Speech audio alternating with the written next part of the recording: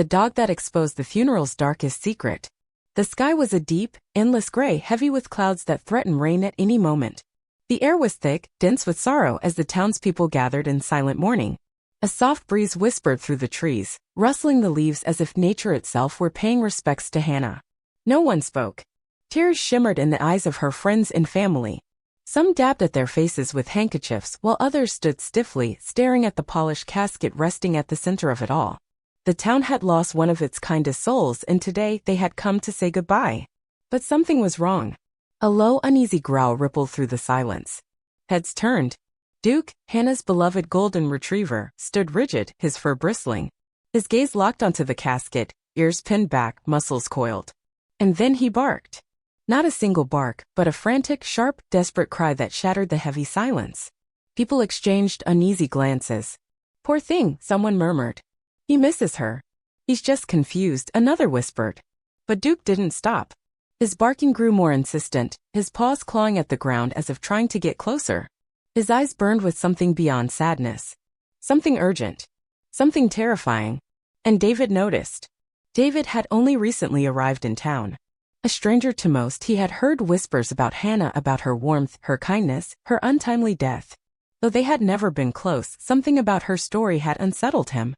And now watching Duke, his gut tightened with a feeling he couldn't shake. Something was very, very wrong.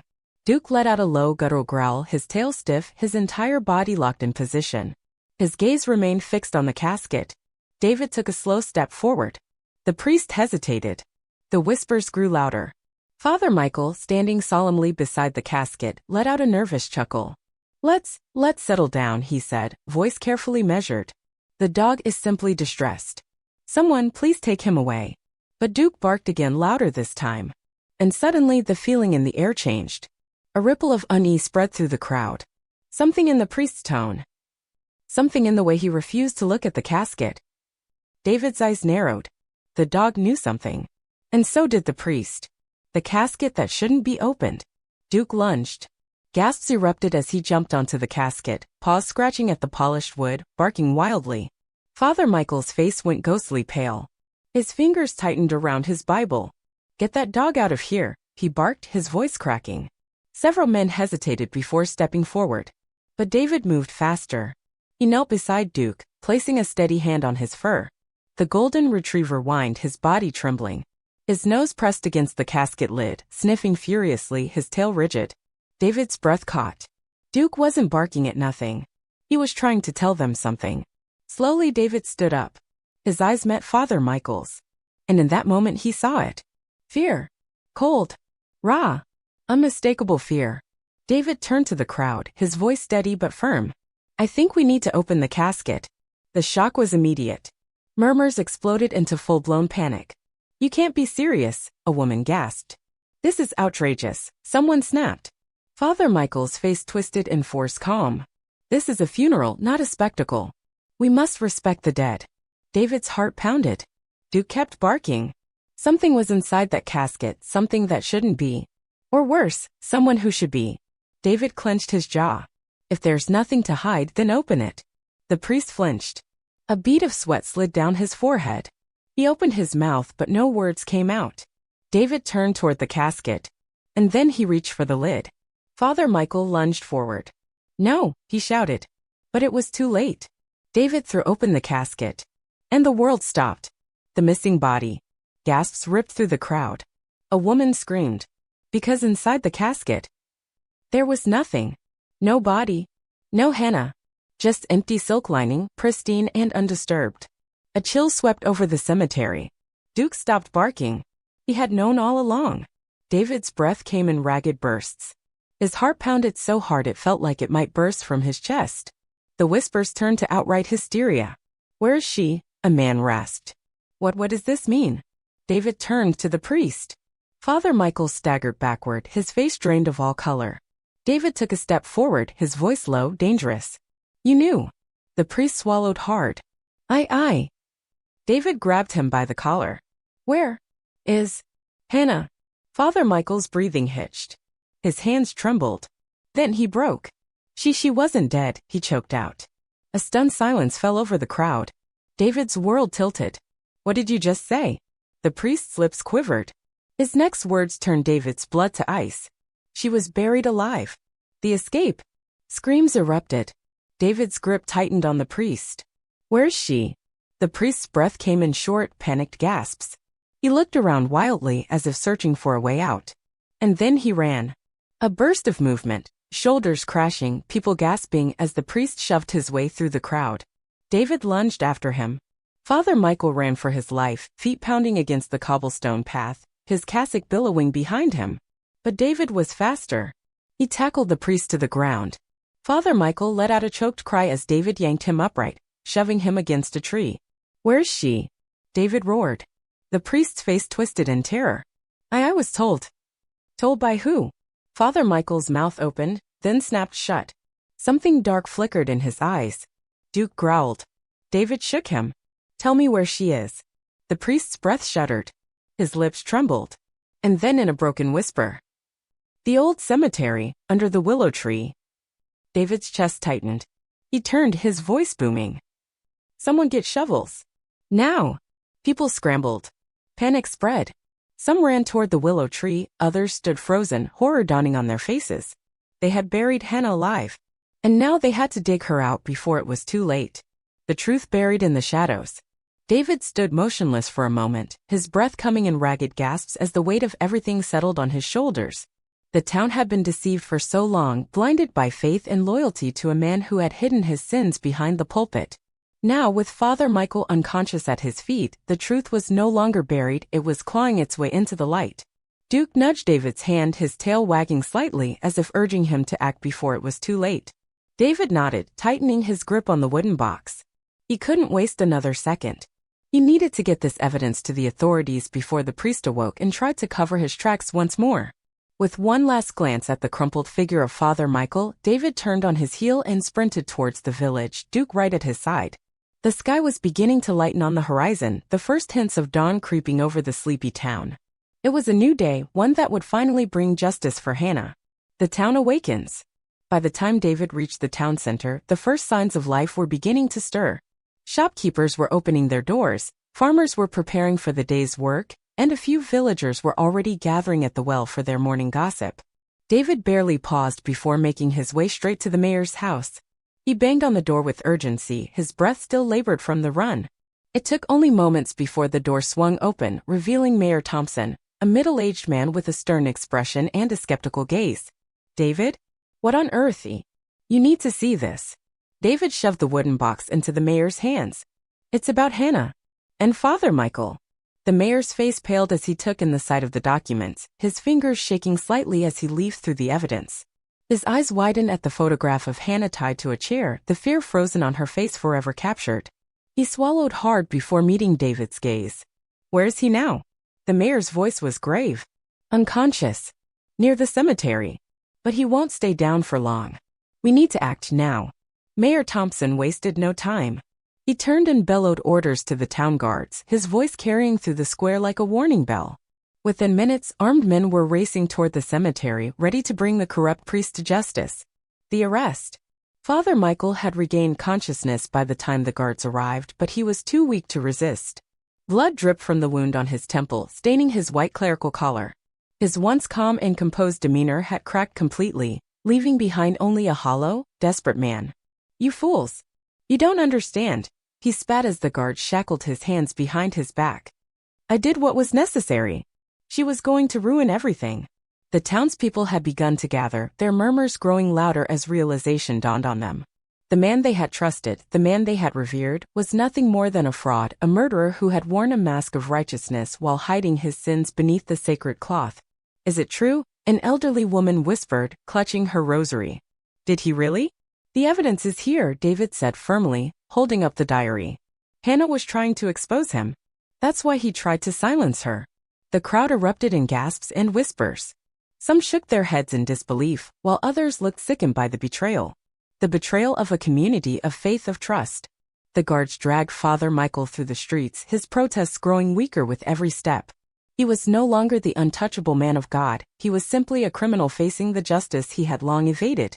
The search for Hannah. With Father Michael in custody, there was still one final question that remained unanswered. Was Hannah truly gone? David wasn't willing to believe it. Not yet. He returned to the documents, scanning through Hannah's diary once more. Then he found it, one final entry, one last plea for help. If something happens to me, look beyond the church. They will not put me in the ground. They need me silent, but they won't risk discovery. David's heart pounded. She was alive. But where? Beyond the church, he muttered, looking up at the old building that had loomed over the town for centuries. Duke barked excitedly as if confirming David's thoughts. And then David saw it. A second, smaller building just behind the church. An old chapel abandoned for years. He sprinted toward it, Duke bounding ahead. The door was locked, but David didn't hesitate. He raised his foot and kicked it in. The stench of decay filled his nostrils, the darkness almost suffocating. But then in the far corner he saw her. Hannah. She was barely conscious, tied to a chair, her wrists raw from struggling against the ropes. Her face was gaunt, her skin pale, but she was alive. Hannah. David rushed forward, cutting through the bindings with shaking hands. Her eyes fluttered open, and for a moment it seemed as if she didn't recognize him. Then a whisper, weak but there. David. You're safe now, he assured her, lifting her gently. We got him. We got the bastard. Duke barked triumphantly. Tears welled in Hannah's eyes, relief washing over her fragile form. I knew you'd come. She murmured before exhaustion finally claimed her. Justice and redemption. The town erupted into celebration and mourning in equal measure. Hannah was saved, but the scars of betrayal ran deep.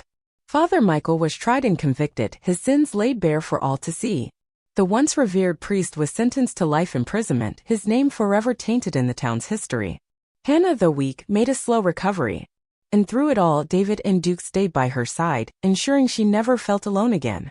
As the town slowly rebuilt from the shattered illusion, one thing became clear: no secret stays buried forever.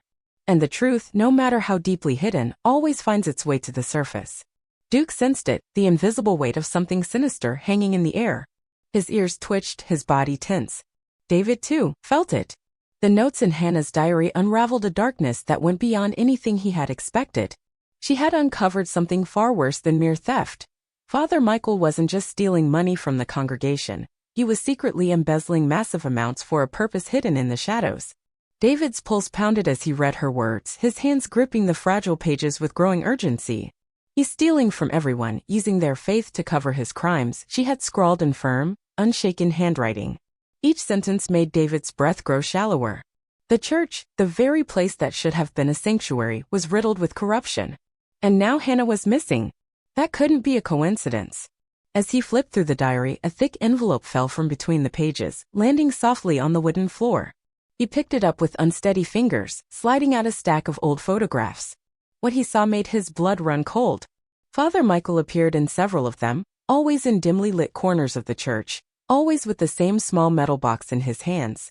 But one particular photo caught David's eye: Father Michael standing beside an old stone statue in the church, the box resting at his feet. The way it was positioned wasn't casual. It looked as if he had been hiding something beneath the sacred figure. David swallowed hard, feeling a chill creep up his spine. She figured it all out, he muttered under his breath, more to himself than to Duke. That's why she was in danger. Duke wagged his tail slightly, sensing the shift in his owner's energy. He was ready for the next move, as if he too understood that something big was about to happen. David clenched his jaw, shoving the diary into his coat pocket. Come on, boy. We have a secret to uncover. As he stepped out into the quiet village night, the weight of the truth pressed heavy on his shoulders. The cobblestone streets were nearly empty, the dim glow of street lamps flickering under the cold breeze. Every step he took toward the church carried a sense of urgency, his adrenaline mounting. The truth was buried somewhere inside those ancient stone walls. And he was going to find it. The search for the metal box. When David reached the church, he hesitated. The doors were slightly ajar. A gust of wind pushed them open just enough for him to see the pitch-black interior, its shadow stretching into the unknown. His instincts screamed at him that something wasn't right. But he had no choice. Taking a deep breath, he slipped inside, Duke padding close beside him. The church was eerily silent. The candlelight from the altar flickered faintly, barely illuminating the vast, empty space. The stained glass windows cast faint pools of colored light onto the stone floor, but most of the building remained cloaked in darkness. He moved cautiously, following the mental image of the photo he had seen. The statue. It was in the far corner, partially hidden behind rows of old wooden pews. As he approached, the carved figure loomed over him, its stone gaze seeming to pierce through the dimness. It was a solemn saint, hands clasped in eternal prayer. But now it felt as if the statue itself was guarding something. David knelt before it, running his hands along the base, searching for any signs of a hiding place. His fingers brushed against something soft, a piece of fabric wedged between the stone and the floor. Heart hammering, he carefully peeled it away. There it was. A small cold metal box. David lifted it, the weight of it somehow feeling heavier than it should. He glanced at Duke, who let out a quiet huff, his tail twitching with anticipation.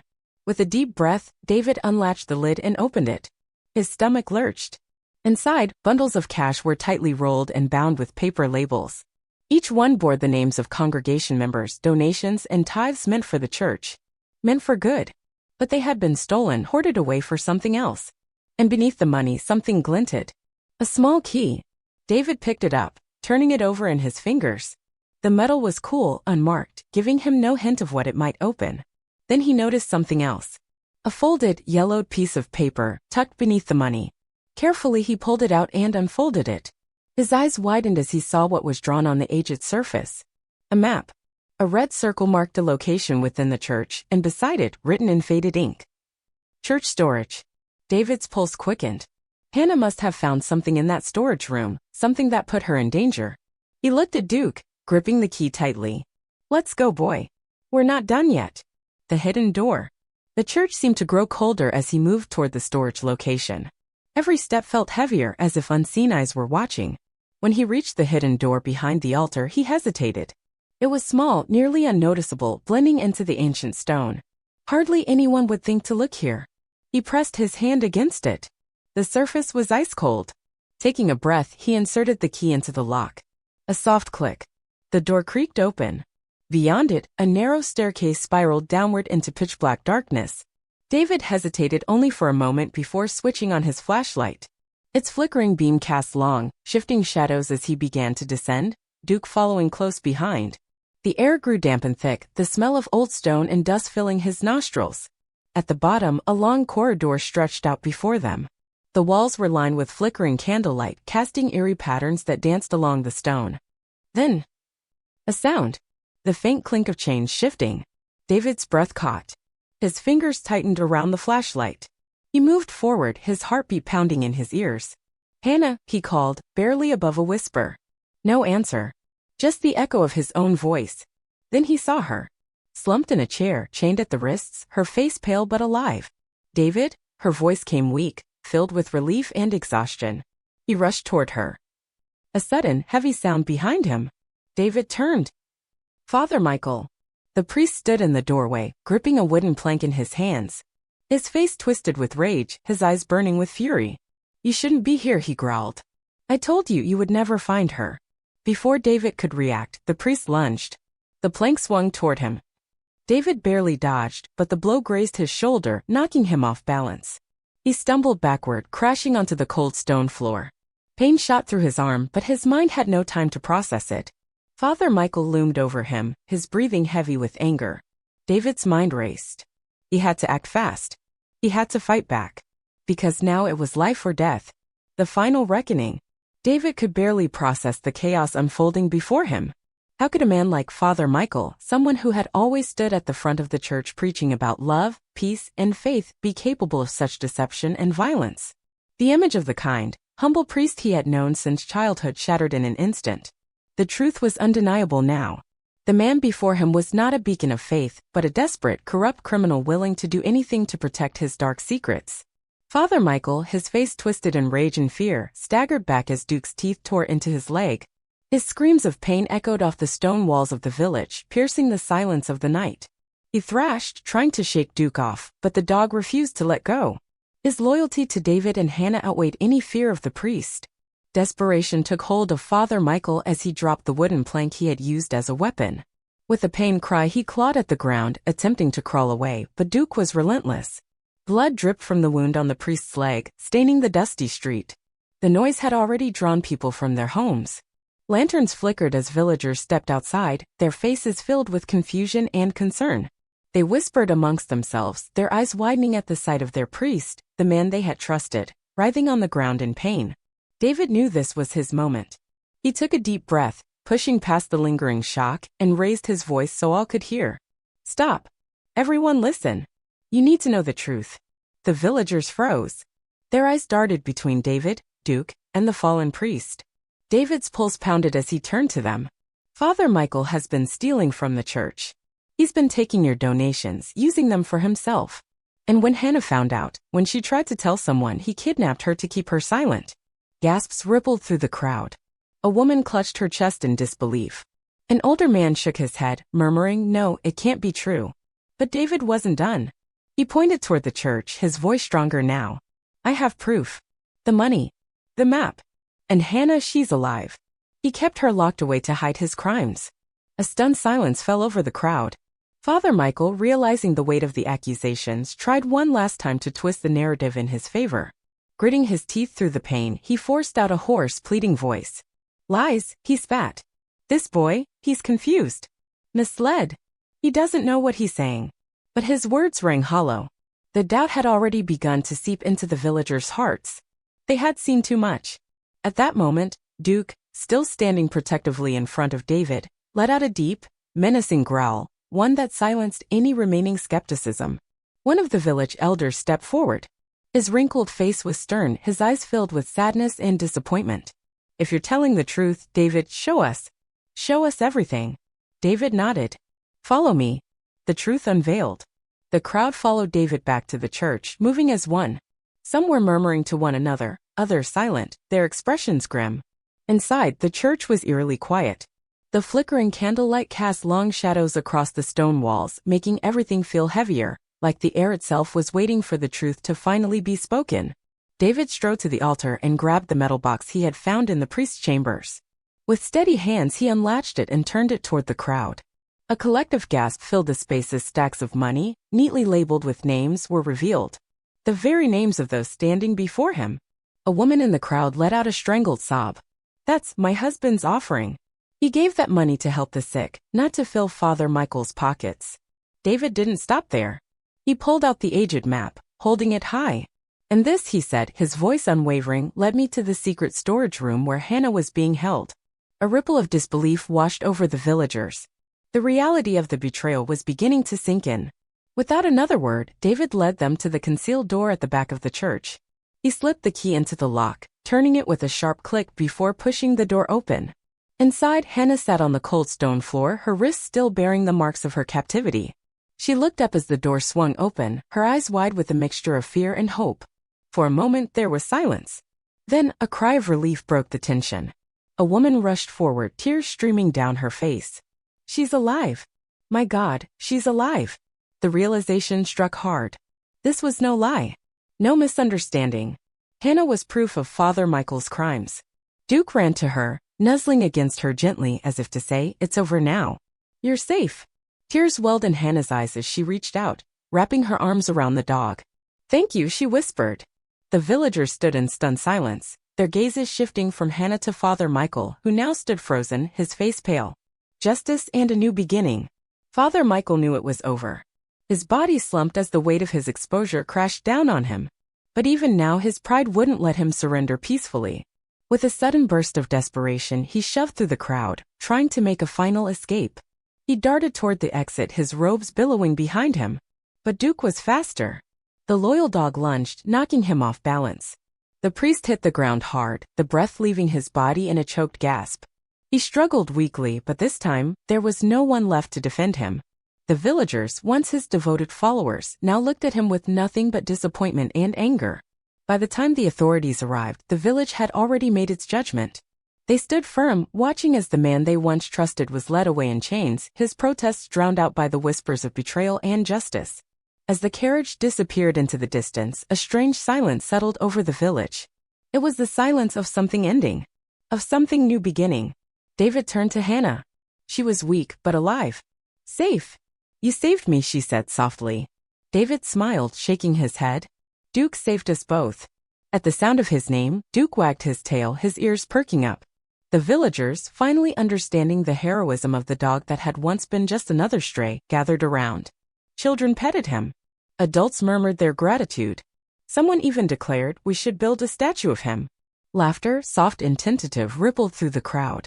The darkness of the past was giving way to something lighter, something hopeful.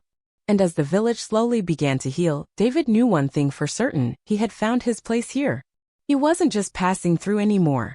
He was home,